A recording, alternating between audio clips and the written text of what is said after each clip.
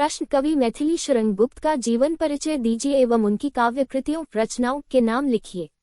उत्तर, जीवन परिचय। राष्ट्र कवि मैथिली शरण गुप्त हिंदी काव्य जगत के अनुपम रत्न हैं।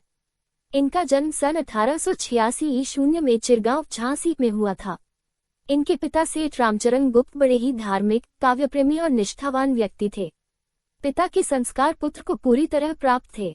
बाल्यावस्था में ही एक छप्पे की रचना कर इन्होंने अपने पिता से सुकवि होने का आशीर्वाद प्राप्त किया था। इनकी शिक्षा का विधिवत प्रबंध घर पर ही किया गया, जहां इन्होंने अंग्रेजी, संस्कृत और हिंदी का अध्ययन किया।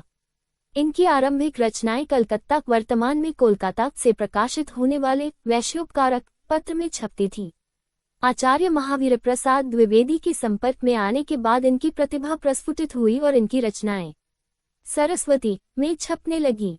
साकेत महाकाव्य के सृजन पर इनको हिंदी साहित्य सम्मेलन द्वारा मंगला प्रसाद पारितोषिक से सम्मानित किया गया। इनकी साहित्यिक उपलब्धियों के कारण ही आगरा तथा इलाहाबाद विश्वविद्यालय द्वारा इनको D0 लिट की मानद उपाधि से विभूषित किया गया था।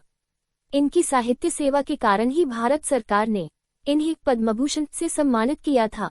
ये राज्यसभा के लिए 2 बार मनोनीत किए गए। जीवन के अंतिम समय तक ये साहित्य सृजन करते रहे। सरस्वती का यह महान साधक 12 दिसंबर 1964 ईस्वी को पंचतत्व में विलीन हो गया। रचनाएं गुप्त जी की 40 मौलिक तथा 6 अनुदित पुस्तकें प्रकाशित हुई हैं।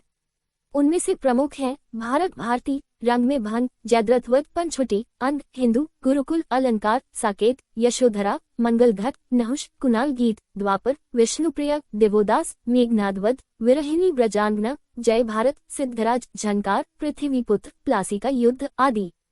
साहित्य में स्थान मैथिली शरण गुप्त भारतीय संस्कृति के अमर गायक, उद्भट प्रस्तोता और सामाजिक चेतना के प्रतिनिधि कवि थे।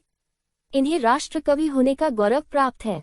गुप्त जी खड़ी बोली के उन नायकों में प्रधान हैं। इन्होंने खड़ी बोली को काव्य के अनुकूल भी बनाया और जनरुचि को भी उसकी ओर प्रवृत्त किया। अपनी रचनाओं में गुप्त जी ने खड़ी बोली के शुद्ध, परिष्कृत और तत्सम बहुल रूप को ही अपनाया है। इनकी भाषा भावों के अनुकूल है तथा काव्य में अलंकारों के सहज स्वाभाविक प्रयोग हुए हैं। सादृश्य मूलक अलंकार इनके सर्वाधिक प्रिय अलंकार हैं। हिंदी की आधुनिक युग की समस्त काव्य धाराओं को गुप्त जी ने अपने साहित्य में अपनाया है। इनके द्वारा प्रयुक्त की गई प्रमुख शैलियाँ है विवरणात्मक, प्रबंधात्मक, उपदेशात्मक, गीति तथा नाट्य। मुक्तक एवं प्रबंध दोनों काव्य शैलियों का इन्होंने सफल प्रयोग किया है। इनकी रचनाओं में छंदों की विविधता दर्शनीय है। सभी प्रकार के प्रचलित छंदों जैसे हरिगीतिका, वसंत तिलका, मालिनी, घनाक्षरी, द्रुत विलंबित आदि में इनकी रचनाएं उपलब्ध। आचार्य रामचंद्र शुक्ल के शब्दों में आप निस्संदेह हिंदी भाषी जनता के प्रतिनिधि कवि कहे जा सकते हैं।